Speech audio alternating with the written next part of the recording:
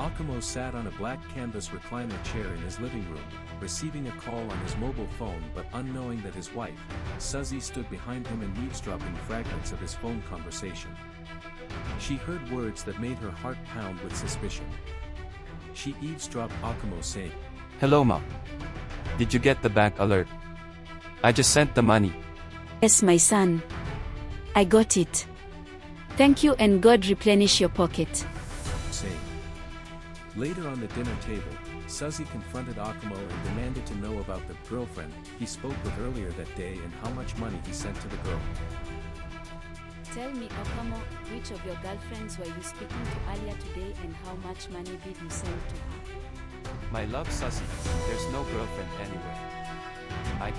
You cannot deny it. I heard everything you said and how you promised her more money at the end of the month. You can see why I refuse to get pregnant. I am not comfortable with a cheating husband. Seriously, Suzzie. That was my mother. Look. This is her number. Check the last call and the alert message. She requested a certain amount of money, but I could only send her part of it and I promised to send the balance at month. My love, you must trust me. I'm sorry, Akamo. I shouldn't have jumped to conclusions. It was a slap of reality. Suzzie stood frozen, embarrassed. But suspicion had planted a seed in Suzzie's heart. One evening, when Akamo came home 30 minutes late from work, that seed blossomed into yet another confrontation. "You think I don't know what's going on? You're seeing someone else, aren't you?" she thundered. Akamo tried to explain the traffic holdup that put motorists on a standstill because two cars collided at the foot of the Amayabo River Bridge.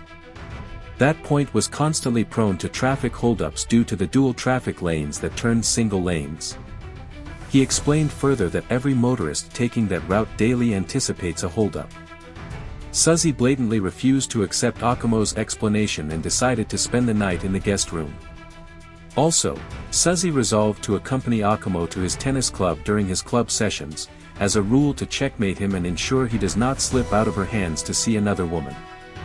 Akamo realized that Mabel's pack of lies about him resonated with his wife's unnecessary suspicious mindset, and so, he allowed Suzzie to implement all her decisions to checkmate him.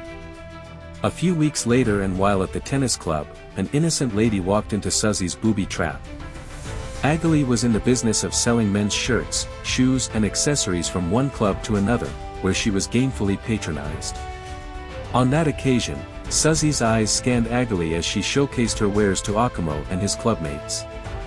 Suzzie suspected other intentions of Agali and confronted her, accusing her of fixating her eyes on her husband. War of unspeakable words between the two women disrupted the club's peaceful relaxation of its members. It took the intervention of Akamo's clubmates to get Suzzie into her husband's car, and the embarrassed Akamo took his wife home. On arrival home that evening, Suzzie realized that Akamo was in a mood and she knew it had to do with her encounter with Agali. So, as a wise thing to do, she earnestly apologized to her husband and undertook to check her suspicious behaviors. Just as Akamo was getting over the embarrassment at his tennis club and accepting his wife's apologies, Suzzie stormed out of their bedroom to the living room holding a sachet of condom and confronted her husband as thus. "Tell me about this, Akamo. What is this thing doing in the pocket of your jacket? I tried very hard to overcome my instinct that you are cheating on me, yet I am finding more proof. This is it. I must get to the root of your affair with women outside our matrimonial home." Please calm down, my love. It is not what you think. There is no other woman anywhere in my life. I bought that raincoat for us. For you and me. Remember, we have been discussing having or not having a baby. I succumbed to your insistence of not having a baby for now, and to avoid any accidental pregnancy, I bought that thing you are holding. It is the first time in my entire life to buy a raincoat. Okay. You may justify this, but I am going to do my investigation. May God help you if I find the other woman. For a while, Suzzie did not discuss the condom, and neither did she confront Akamo over his social life with his friends. She contemplated on a plan to get her husband red-handed with visible proof of his unfaithfulness. And she indeed came up with a plan that involved her friend, Taliko. She invited Taliko to her pharmacy room on a weekend when she was alone in the room. And this dialogue took place. My dear friend, you helped me to discard the lies of Mabel and encouraged me to see Akamo as a saint. For over a year that we have been married, my husband's true color has become apparent. He comes back home late from work, women visit him at his tennis club, and recently I found a pack of condoms in his jacket. Mabel might not be a liar after all. Suzzie, my friend, you've got to stop this. Your husband is not cheating on you. The other day I met Eddie and he told me about all that transpired between both of you and a lady who brought men's clothes for sales at the club. Eddie told me to advise you to desist from a childish suspicious mindset that can affect your marriage. You need to backpedal, my good friend. Okay Taliko, this is exactly why I called you here. Let's prove that I am childish and wrong. What do you want me to do for you? I am always ready to help in any way I can. Seduce him. Yes, let's plan on how you can seduce him and see if he will not fall. And I can bet $5,000 that he will fall. I can see that your husband's integrity is not only at stake in this bet. Mine is also at stake, and for that I take the bet. Let's do it, and where do I start? Visit him when I am not at home, go to his office, tennis club, and wear revealing, skimpy and see-through dresses. Tell him you love him and want to have him. And you will have an obvious result and $5,000 added to your bank account. Taliko visited Akamo's office, the tennis club, and even came by his house when Suzzie was away and tried to entice him by her body language, but Akamo politely dodged every advance. Until one day, Taliko went too far. She lured Akamo to her apartment pretending to be very sick and needed him to take her to the hospital, but only to attempt to lure Akamo to her bedroom, where the following images and dialogues ensued. Is that my in-law, Akamo? Please, I need your help. I am dying and I need you to take me to the hospital. Okay. Where are you now? Oh, at home. I will be there right now. Hey! What are you doing? You called me to take you to the hospital and that's why I am here. I've had enough of this. Now Suzzie must know about this and all your amorous visits to me. And after this, you will cease to be my wife's best friend and be banned from my house. Wait, please, let me tell you the truth. Suzzie put me up to this. She placed a bet of $5,000 on this. I took the bet because my integrity was at stake. I didn't mean all I was doing but only monitoring your reaction. Congratulations. You didn't fall and your wife will ever respect my integrity. What? You mean Suzzie is behind all these? Okay, let's surprise her and teach her a lesson. How? And what do we do? Don't worry, I know what to do. Let's play a prank on her that we have fallen in love in the process of seduction. I will tell you what to do from stage to stage. Akamo's heart ached, not only with betrayal, but with disbelief that his wife went to that extent.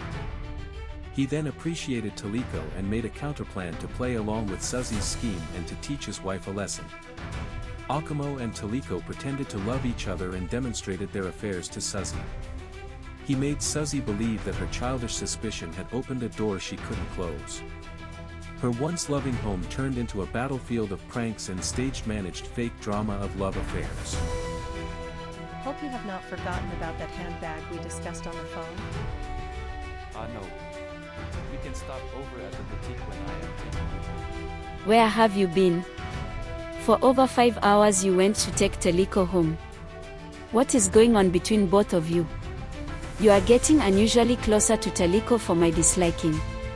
Well, my love, I think we are playing out your script. You cannot lock a lion and a goat in one room and expect nothing to happen. Please, if you don't mind, I need to freshen up and hit my pillow. And you, Taliko? What is going on with our contract? You are not reporting anything to me. And you are crossing the line to my discomfort. Stop whatever you are doing with my husband and go away. Go away? It's funny to ask me to go away after you permitted me to drink from your cup. It's not possible at this stage. I am pregnant for him. Where are you going with your luggage? The answer to your question is obvious, my friend. My baby needs the warmth of his father. Get out of my kitchen. You cannot collect fruits where you did not sow. You are a traitor, a usurper, a hoe. Get out of my home. I know your problem. You are jealous because I am giving Akamo what you refused to give him. You will not succeed in killing my unborn son. I have called this meeting to put a stop to the war of words in this home. This is my home, and I decide who stays or who leaves here. Suzzie will have to move to the boys' quarter, behind the house, and enjoy all the amenities there. I cannot have you confronting my pregnant lover every day. Akamo, I just want to thank you for all we shared over these past months. I have decided to give you and your lover a space, so I am leaving. You will hear from my lawyers. Huh? It's all drama and a prank. You are going nowhere. I love you and you are my only woman and wife. I am not doing anything with your friend, Taliko. She's not pregnant for me. It is all a prank to teach you the consequences of a childish, suspicious mind.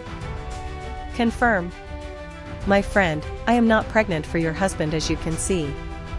This soccer ball is the instrument of a fake pregnancy. Your husband and I faked the drama to make it real and for you to learn. Please have your husband back and enjoy your marriage.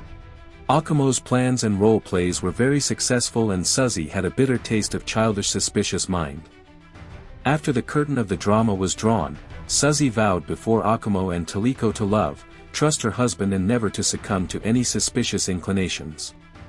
Few days later, Taliko waved goodbye to her best friend and her husband. We thank you for watching Childish Suspicious Mind Part 1, 2 and 3.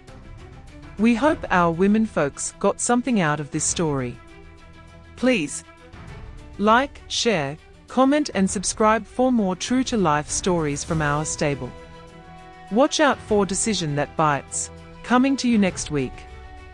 Goodbye now from Springwell Tales.